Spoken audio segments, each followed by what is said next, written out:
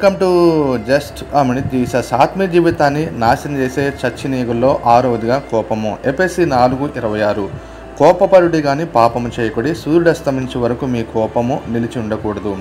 మానవ శరీరంలో కోపాన్ని రగిలించే లేదా ఫైటింగ్ హార్మోన్ అని దేనంటారు తెలుసా? Adrenal glands. ఇది కనుక ఎక్కువ స్రవించడం మొదలు పెడితే అనేక వివాదాలు జరుగుతూ ఉంటాయి.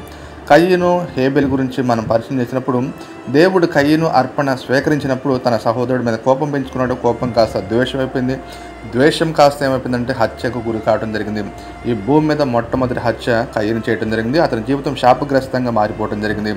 నేడు అనేక మంది జైళ్లలో ఉన్నటువంటి 100 మందిలో 90 మంది కోపాన్ని అణుచుకోలేని వారే.